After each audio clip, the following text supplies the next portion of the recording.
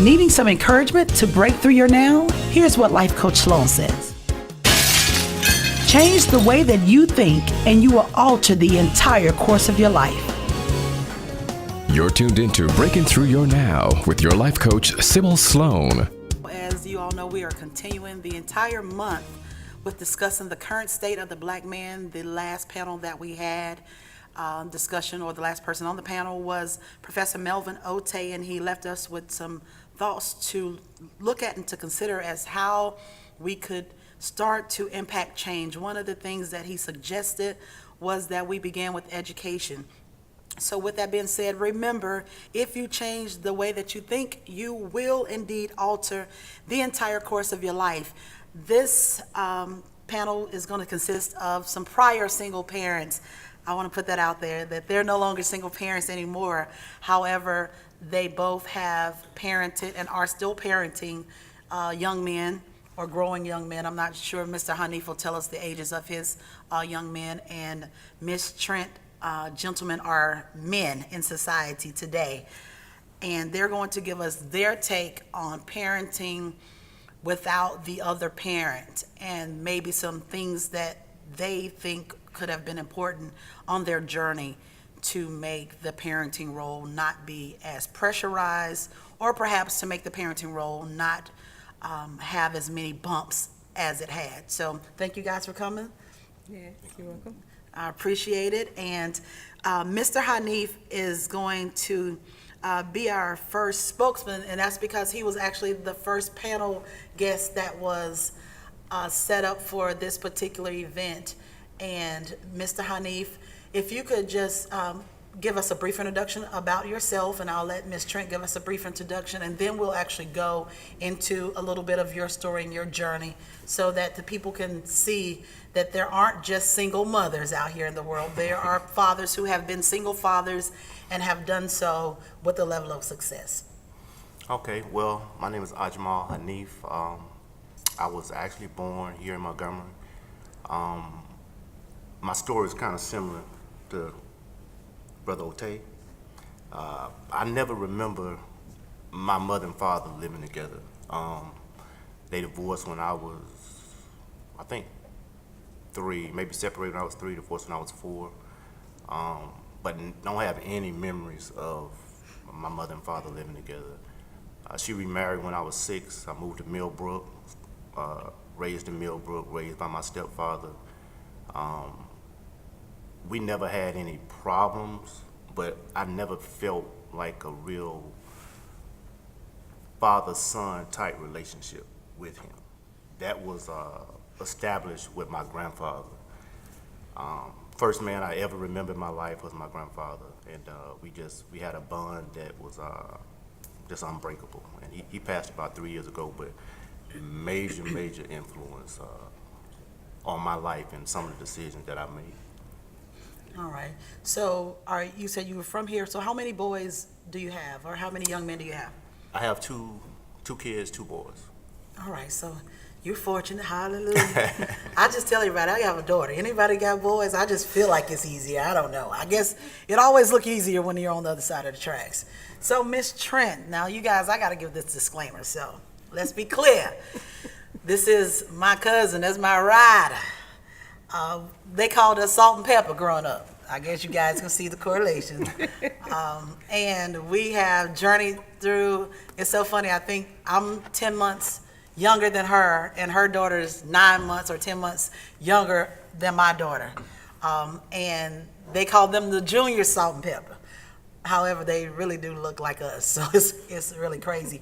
But her journey, I was there. Like, you have an eyewitness account. An eyewitness account, according to, as I learned in law, that can be questioned. However, an eyewitness account is still a person who actually got to see her journey as a mother with young men. So I'm going to let you tell a little bit about yourself and your journey, and then we'll go into sharing maybe some things that you guys experienced, but also some things that you guys can share for the audience that's viewing.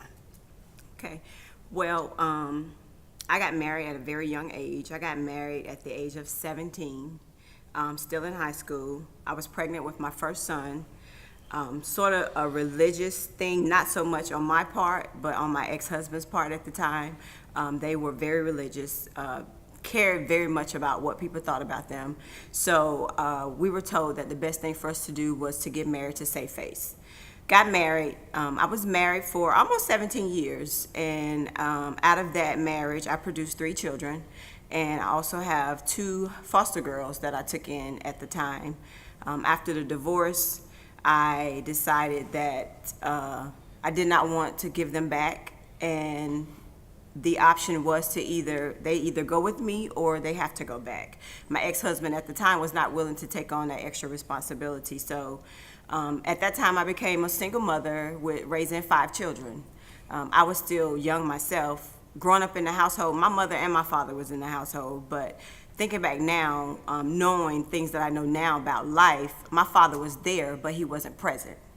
He was an alcoholic, and to this day, he still is. But I always tell people I love my father because he could only do what he was taught to do. Now that I'm older, I understand that. I used to hold grudges against him for that reason. But now, knowing where he came from and what he was taught, he only gave what he was given. So my mom was a go-getter in the house. She did everything on her own. She didn't wait to have approval from my father to do anything. If there was a big decision that needed to be made, she made the decision.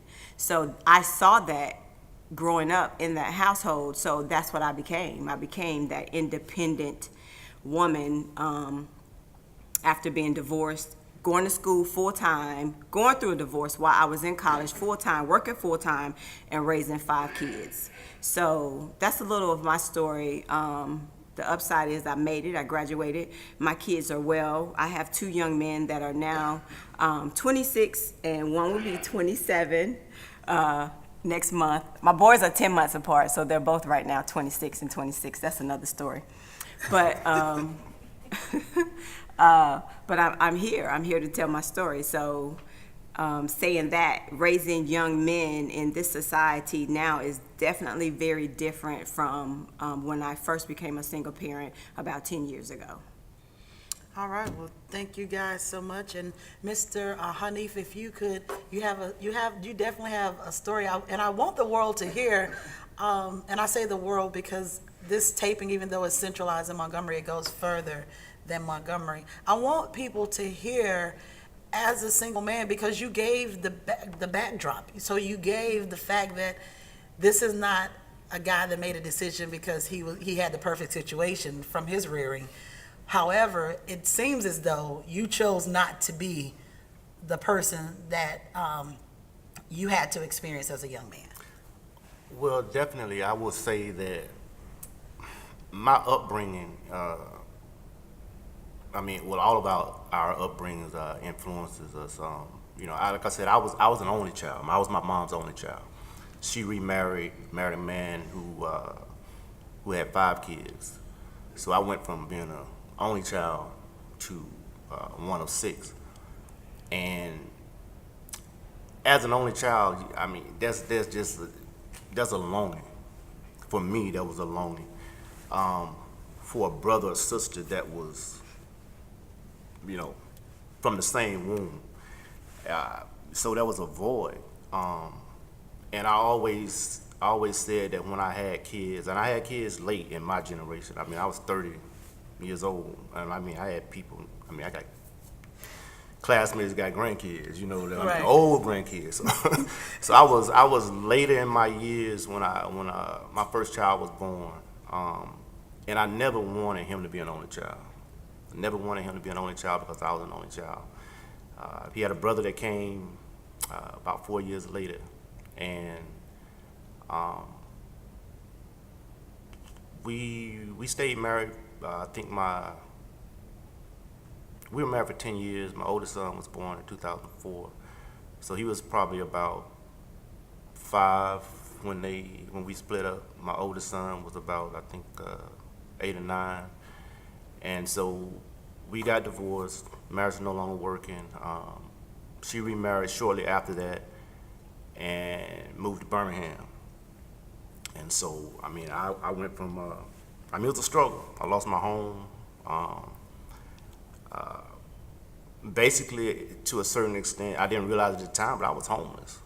You know, I was catching it. You know, paying, you know, daycare, child support. At the time, my youngest son he was in a private school. So, long story short, you know, they moved to Birmingham, and I would always ask them, you know, like, you know, how's everything going? You know, they always tell me, Dad, everything's okay. And then one day their mom called me and said, she said, you need to talk to your oldest son. You know, he's acting out, he's stumping up the stairs, he's doing this, he's doing that. And I'm like, you know, I know that he doesn't act like that. And so I said, okay, I'll talk to him. And I went to pick him up that weekend, and I talked to them both separately. I asked them what was going on. They revealed to me that they were being abused. And I was like, whoa, you know, like, and my oldest son was like, you know, Dad, if you don't believe me, then you can ask, my youngest son. So I asked them separately. They both told me the same thing, that this guy was abusing them, not sexually abusing them, but physically abusing them, verbally, mentally. And now this conversation came from my wife. She was the one that brought this to my attention. And so, you know, I followed up on it, and things got crazy. She was defending this guy. My kids had to testify against their mom. Wow. Emotionally, it was rough. Forget financially and everything else that I was going through, but to know that they were in this situation. And like Brother Tay was saying earlier, some of these things you can do something about, some things you can't. So I had a choice. Either I go deal with this guy like I want to deal with him, or I work the system. And I had to work the system. I chose to work the system. I chose to fight for my kids, for their safety. You know, police got involved. She told me that she was going to sign the paperwork just to change custody. You know, I wasn't trying to be difficult. My first suggestion was just, hey, just let the kids come stay with me. Let's just change custody. You know, we don't have to make this difficult. I don't even want child support. I just want my kids in the house with me, safe. And she fought me. She fought me tooth and nail. Like I said, my boys were adamant that they weren't going back. My son even at one point said, Dad, I don't even know who she is right now. It got crazy. But I fought. I fought for their protection more than anything. And we were always close, my boys and I. You know, I would go make the journey to Birmingham. They never met me halfway, anything. I would go get them. You know, I was determined to make sure that my kids had the relationship with me that I didn't have with my father coming up. And I eventually won. Not because of DHR, and I was just talking to one of the attorneys earlier. DHR wanted to send them back. But I was, and still am, I'm not perfect, but I'm a praying man. And God sent help. God sent help. From people that I knew that worked DHR, from people that, I had one brother, he stepped up and said, hey, I'll take care of the attorney fee. Wow. It was crazy because I could see God working in my life. I could see things happening that I was like, I know that this is not me. These things are happening for a reason. And we say in Islam, we say Alhamdulillah. So all praise is due to the Creator. And I won. They stopped fighting as soon. They were still fighting me up until the point that they took me off child support. Wow. And I paid child support for over a year going through that process, and they were under my roof, and I couldn't stop it. Every month, and so I picked up after school care. I had to feed them, I had to clothe them, and the money was going to Birmingham. Wow. So I have a question, because that story, I had to take a deep breath, because the story, I just, when I see a journey and when I hear, because I hear that there's still some emotional, Oh, definitely. some emotionalism that's attached to even Definitely. the story. So I applaud you for even enduring the fight, because most of us give up in the middle of pressure. And people really don't believe it, but I often tell people, if you can just get through your now, whatever is your present battle, your present struggle, your present issue, if you can just break through that, that's why the show is even breaking through your now. If you can just get through this moment and you turn your now around, you've won. So you won. Like, the end of your story is you're won and you're winning. But I also heard you mention something very important. You're a praying man. Professor Ote mentioned if we could just put the spiritual compass, the moral compass back in place, if we could just have one, that would be the beginning of what can navigate and drive us. So being a praying man, obviously, as you said, God began to send people. And sometimes that I'm learning, even with life journey, that if you want something bad enough and you stay true to that thing, and if you stay consistent long enough, you'll get help. But most of the time we don't get the help because we drop out of the race whenever it gets tough, or before anybody even realizes, hey, they're really trying to do something positive here. So your children came with you, they came to live with you. You eventually got the child support removed. You eventually had full custody at some point in the journey. And as you were parenting them, what was something that you knew that you had to do in order to help them become the men in society that you knew that not only they were created to be, but that they were capable of being? I think it goes back to, like the brother said earlier, education, and not just formal education. That whole experience was an education for them. I tried to show them what a man should do and should be. I remember my youngest son, and I remember after the night I picked him up, and we had to blow up, myself, her husband, and I was telling my son on the way I was leaving, I said, "You don't know how much I love you." And he said, "Yes, I do, Dad." And I said, "How do you know?" He said, "Because I heard what you told him." Wow. And I said, "What did I say? What did you hear?" And he said, "You told him if you ever mess with me again." And his words were, "I'm gonna cut your throat out." But I let him know that if you ever put your hands on my kids again, that, and that, I think, that moment impacted them in a way that I had no idea, because they saw someone standing up, protecting them, and which they weren't getting at home. So, education, I think, is key. And like you said, not just the formal education, but both of them do well in school. But I try to teach my kids, and I always tell them, I'm giving you right now what nobody gave me at your age. That this is what you're gonna have to deal with out here in this real world. That this is what people will tell you you should do, but this is the real world. And we went through a real world, a real life situation. And I had to explain to them, that parents don't always do the things that they're supposed to do. Trying not to make them turn on their mother, Right. Because I knew the importance. And trying to talk to her and say, "Listen, you messing up. You shouldn't do this." And it's affected their relationship with her now. Especially my oldest son. But I couldn't control that. I just have to talk to him about the do's and the don'ts, and why people do some of the things they do sometimes.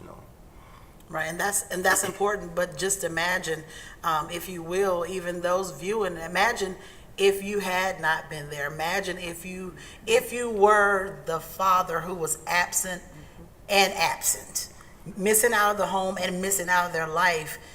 That would have been a double impact. They not only would have been experiencing the abuse, they would have also had a lot of other issues, bitterness, resentment, a lot of other things affecting their psyche. So, if there's something that could be celebrated in this instance, it would be celebrating the fact that you didn't give up on your children, and as a result, you saved 2 children from the extreme impact. Of course, there's going to be some impact psychologically. Anytime we don't have either of our parents, there's some psychological deficiency that'll be in place. However, I do believe that your action, as well as your reaction, minimize the impact that it could have had on their life at a later point. And Ms. Trent, I think it segues us perfectly into your journey, because your journey may not have been that particular plight as it deals with your children's physical abuse, but there were some tough decisions that you even had to make on your journey. So if you could just take some time, make 4 or 5 minutes, and just explain like your journey as a single mother, because we know that you were there, we know that you encountered it, but what did you experience with the absent father, whether he was present or absent, because a lot of people play on those words. But what did you experience with their father not being in the home? Well, I would say that my journey was somewhat a little different. My kid's father wasn't absent per se, but he wasn't present either. So when I made the decision to take my children and leave, to remove them from the home, there was not a fight. There wasn't a question about where the kids were going to go or who would be the one guardian. I never had to worry about him fighting me for, custody of my children, the foster girls. I never had to worry about that, because even in our home when we were together, I was the one that did everything. I carried the load of the family. I carried the family on my back. So it wasn't anything new for me. I just transitioned from one address to another. So my thing with my kid's father at that time was, I don't want my kids to grow up feeling unloved, because I know what being a black man in America, not having that support from your father can do. So the one thing I did not want to do, which is why a lot of people say, well, why you were raising 5 kids, why didn't you take this man, for child support? Why didn't you ask? I don't feel like that was something that was needed in that situation, because I felt like that would have only made him feel worse as a man. So I felt like if I got through the situation, didn't remove the kids, you have the ability to get these kids whenever you want to. I'm not forcing anything on you. I'm not begging you, but it's there. So you at some point, like I told him, you at some point in your life, you're going to have to grow into a man to want to be a father. These kids need you, especially the boys need you in their life right now. My kids were active. They were very active in sports. Like every Saturday, there was something going on. I didn't have the time to feel sorry for myself, because I had these 5 kids looking back at me. And I've always felt like your children in your home, they're going to mimic what they see. And all I've ever known is to be strong and to go forward and to not give up. There are plenty of times that, yes, when my kids were not present, I cried. There were plenty of times where I didn't know what we were going to eat the next day. But my kids never knew that. They never felt unloved from me. But eventually, it got to the place where their father saw that life is not going to stop because you're not there. They're still going to be in sports. I'm going to do whatever is necessary to make sure that they have the life that they had before we made the decision to pull them, from this one family home. Now, understanding within the dynamics of that one family, there was chaos. It was craziness. Like there was domestic violence. There was verbal abuse. So I felt like removing my children from that environment was not hurting them, it was helping them. So if I can take them from this situation, I knew it was going to have long-term effect, but I knew if I stayed longer, it would be worse. So my decision to remove my kids was for them, not so much thinking about myself, but it was more so as a mother thinking about how it was going to affect my children. So when you spoke about leaving and the effect, because again, I'll drive home the fact that when a parent's missing, there's going to be a psychological effect. Regardless, that's something that we can't even take out of the formula, simply because that's just how we were ordained to exist. Mother, father, takes sperm and egg. In saying that, your experience as with the domestic violence, the verbal abuse, those things that you had to make a decision, and you said that so accurately, like the adults make the decision to go separate ways. And I recall growing up having a conversation with my parents, and I clearly told them as an adult, you guys chose to get married, you guys chose to have a baby, and you guys chose to get divorced. None of that equation sounds like I was involved. So you're selfish individuals, because if you're going to decide to get married, I think my mom was already pregnant, but again, that was an era where if you get pregnant, go get married. So you got married because you were pregnant. Again, you made some decisions without me. Then you chose to get divorced. You made another decision without me. And the end result is you didn't consider me when you were making considerations. And as a result, I'm the product of that poor choice that you made. The very first poor choice, not using protection. The second poor choice, you got married. The third poor choice, you got divorced. And now here I am angry and bitter. And I think that parents, I don't think I'm divorced. I had the same conversation with my daughter. Like, I didn't consider you. I apologized to my daughter as a mother. Like, I didn't consider you. I didn't consider the impact that my life was going to have when I made the decision as an adult to bring you into that life. My baby boy, as a result of that, when he gets in trouble, the first person he calls is his mama. He never calls his daddy. But as a result of that, my youngest son, he has a problem with anger. He deals a lot with depression, unspoken. He gets to himself. Didn't know until, a while ago that even my oldest son deals with that level of depression, because when life hit them, they weren't prepared for it, because I was the roadblock prior to. I blocked them from knowing anything that was going on. They never had to experience their hardship. So when it hit them, they didn't know how to deal with it. So no, I definitely don't think that I helped them. Even now, it's hard for me to pull myself back from that mother bear role when my kids call me. My husband has to tell me all the time, you don't have boys anymore, you have men. So you have to stop, because you're making it worse for them in life by always being there to help them. And that's a struggle for me, because I don't want them to ever feel like I felt when my father wasn't there for me, or when I lost my mom, when my mom passed away, like I felt like I lost everything. I don't ever want my kids to feel like that, but at the same time, I'm hurting them and not helping them. Awesome. Thank you guys so much for coming on. I appreciate your feedback. It's been great, you guys, and you've tuned into another episode of Breaking Through Your Now as we're journeying through the current state of the black man. Remember, if you change the way that you think, you will indeed alter the entire course of your life.